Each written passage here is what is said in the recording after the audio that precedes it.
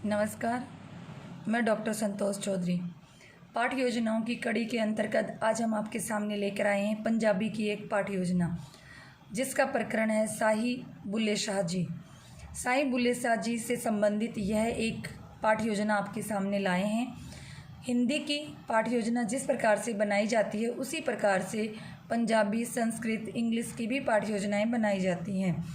यह पंजाबी की पाठ योजना आपके सामने है, जिसके अंतर्गत हमने सबसे पहले लिखा है विद्यालय का नाम, दिनांक, विषय, कक्षा, कालांश, समयावधि। इसके बाद हमने हमारा प्रकरण लिखा है साईं बुल्ले शाह जी। इसके बाद हमारे द्वारा एक बॉक्स तैयार किया गया है।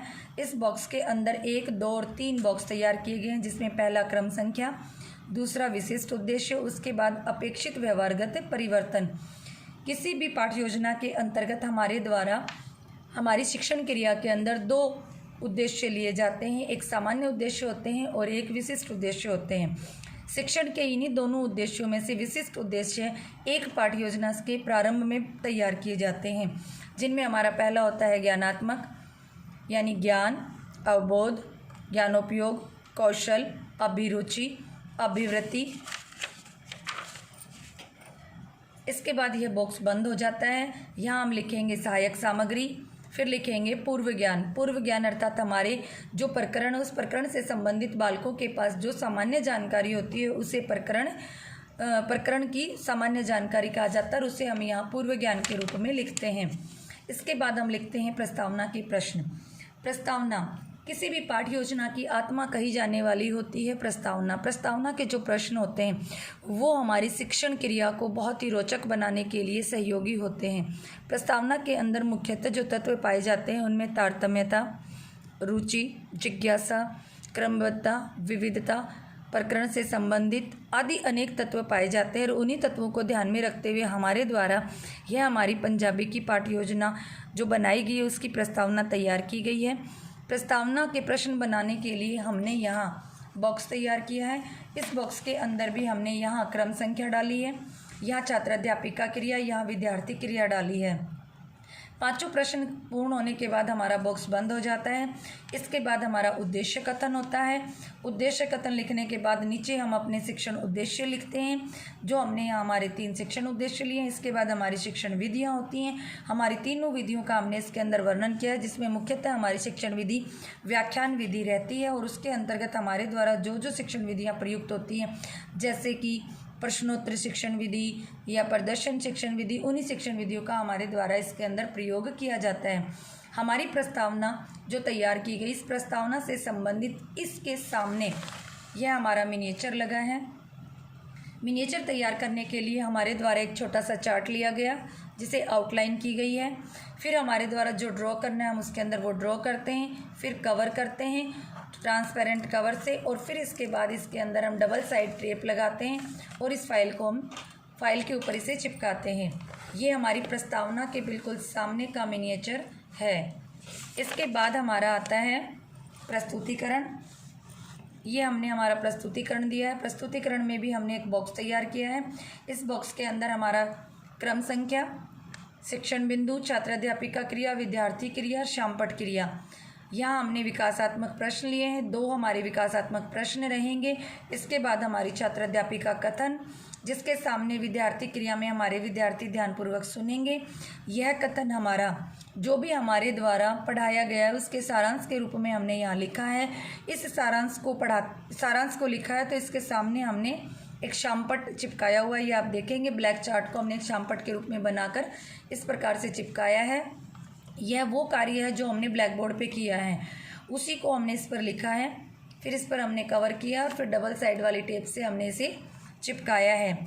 छात्र अध्यापिका के द्वारा जो भी यह कथन किया जाता है, इस कथन में से जो प्रश्न पूछे जाते हैं वो बोध प्रश्न कहलाते हैं और ये बोध प्रश्न 2 हमने यहाँ लिखे और दोनों के हमारे द्वारा यहाँ उत्तर लिखे गए हैं।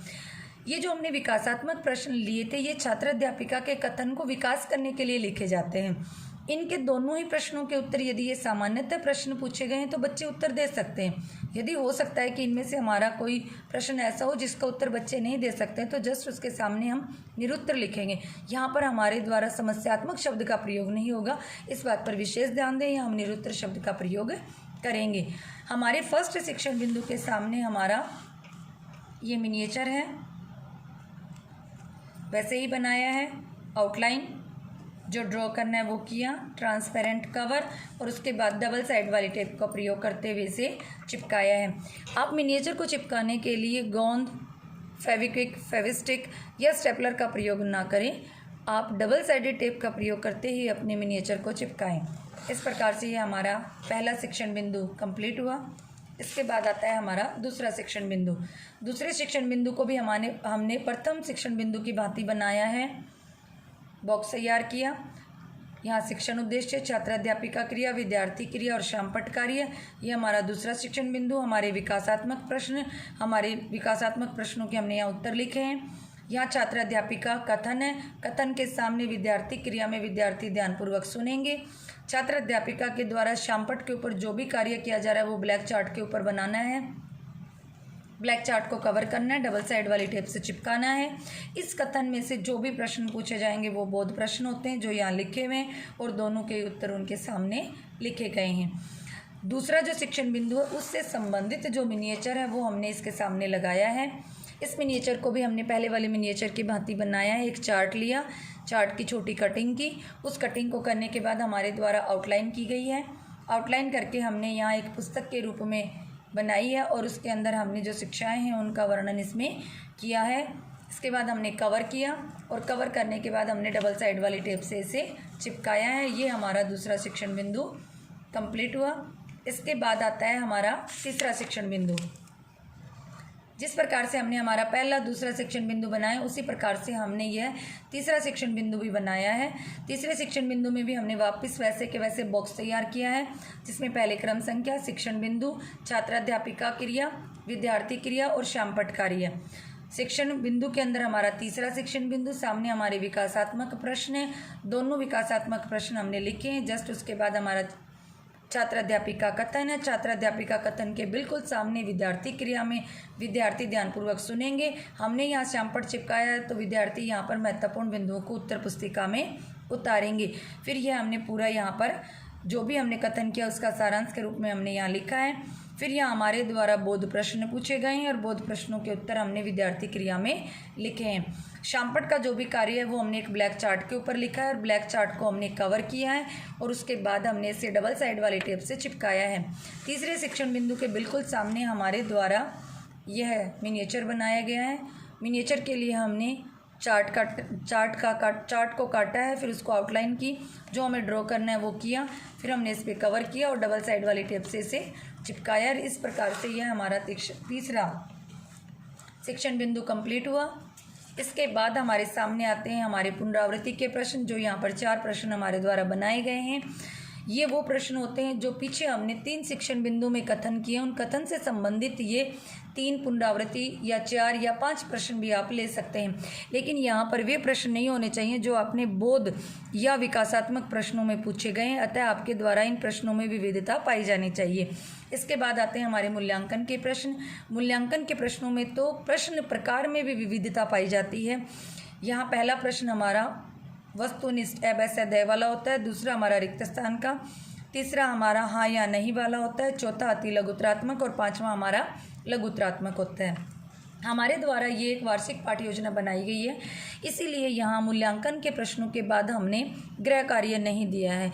यदि आप अपनी दैनिक पाठ्य योजना में इस प्रकार की पाठ्य योजना बनाना चाहते हैं तो आप यहाँ पर गृह कार्य हेडिंग डालकर एक निबंधात्मक प्रश्न देंगे, उसके बाद पर्यवेक्षक के सुझाव और हस्ताक्षर डालेंगे। लेकिन यह एक वार्षिक पाठ्य योजना की पाठ्य योजना आपके सामने दिखाई गई है, तो यहाँ मूल्यांकन के प्रश्नों के बाद हमने यहाँ पर्यवेक्षक के सुझाव और हस्ताक्षर डाले हैं। इस प्रकार से यह पंजाबी की साई बुल्ले शाह से संबंधित हमारी एक पाठ्य योजना कंप्लीट होती है। और ये धन्यवाद जी।